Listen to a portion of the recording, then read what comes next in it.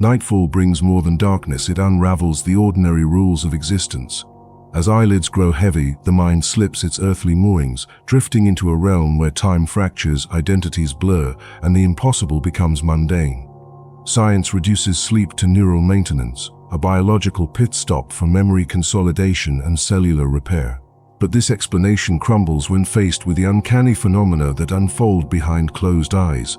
Dreams that replay forgotten childhood moments in Kodachrome clarity, nightmares that leave physical bruises, or prophetic visions that materialize weeks later with chilling precision. The deeper we probe these nocturnal odysseys, the clearer it becomes sleep is not a passive state, but a parallel dimension of consciousness, one that challenges everything we assume about reality. Consider the paradox of the sleeping brain. In the rapid eye movement REM phase, when dreams reach peak intensity, the visual cortex erupts in frenetic activity 30% more active than during waking hours. Yet the prefrontal cortex, seat of logic and self-awareness, goes eerily quiet.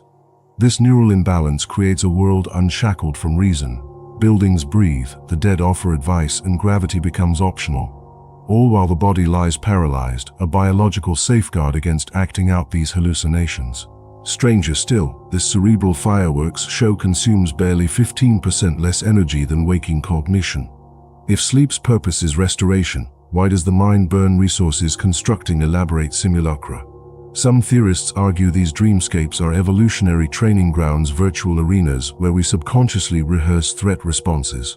Others propose they're a theater of the psyche, staging fragmented memories into narratives that help process emotional residue. But neither theory explains why certain dreams feel less like mental echoes and more like transmissions from beyond. The chemistry of dreaming deepens the mystery. During REM cycles, the pineal gland discards purported seat of the soul, releases trace amounts of dimethyltryptamine DMT, a psychedelic compound so potent it's dubbed the spirit molecule. In controlled studies, synthetic DMT catapults users into realms eerily mirroring near-death experiences.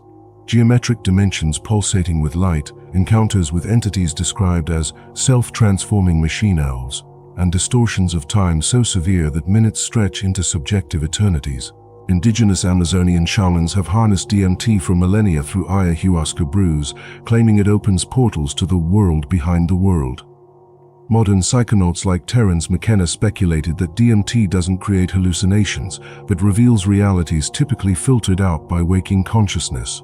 If true, our nightly dreams might be chemically induced voyages into these hidden dimensions, a theory bolstered by countless reports of shared dreams where unrelated individuals experience identical landscapes or entities.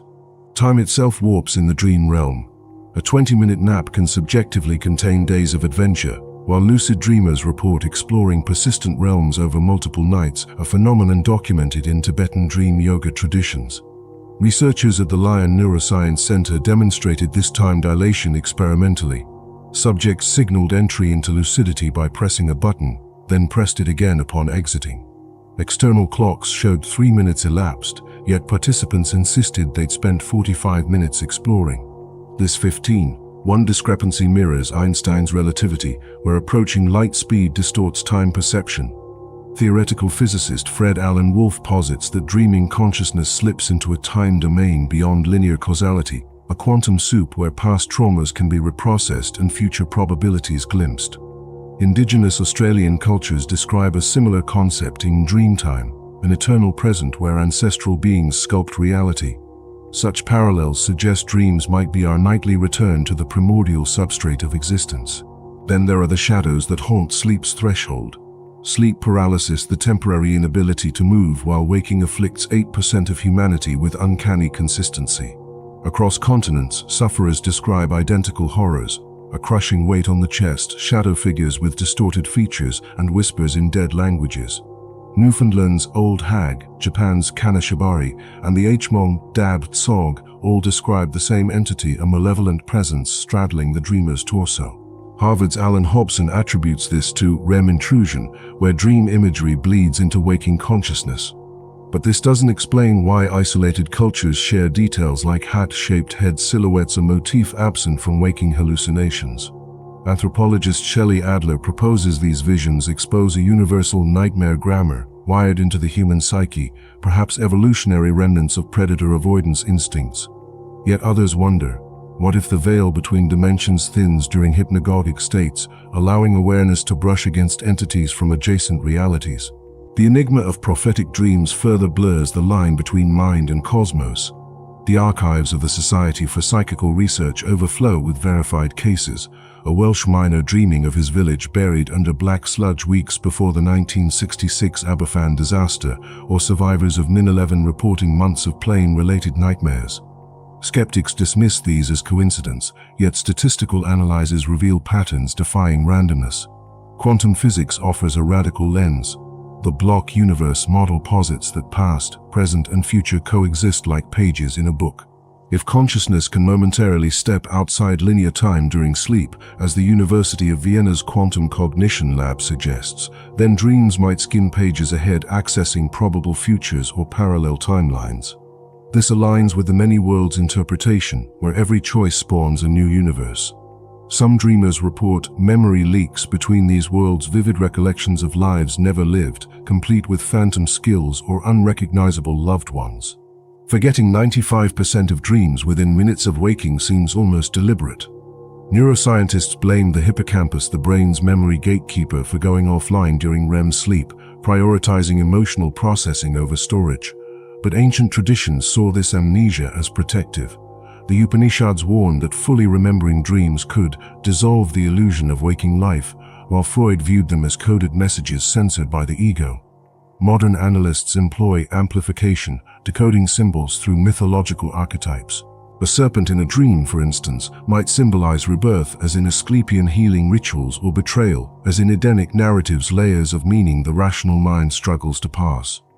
This symbolic language feels primal, as if dreams speak in the mother tongue of consciousness itself. At sleep's farthest edge lies the ultimate mystery, dreams of death. Nearly everyone experiences them, falling endlessly, drowning in thick liquid, or being pursued by formless horrors. Thanatologists note eerie overlaps with near-death experiences, NDES, tunnels of light, life reviews, out-of-body sensations. Dutch cardiologist Pim van Lommel documented patients who dreamed of their impending heart attacks with clinical accuracy, a phenomenon he dubbed prodromal dreaming. Tibetan Buddhists take this further, training in dream yoga to navigate the bardo, an intermediate state between death and rebirth. Whether these visions are neurological rehearsals for dying or glimpses of consciousness post-mortem journey remains debated. But they underscore a haunting truth. Every night as we surrender to sleep, we practice letting go of the physical self, a dress rehearsal for the final surrender. This version maintains the original structure's progression of ideas while eliminating section titles and numbers, allowing themes to flow organically. Each paragraph transitions into the next concept seamlessly, exploring the depth of sleep's mysteries without formal segmentation.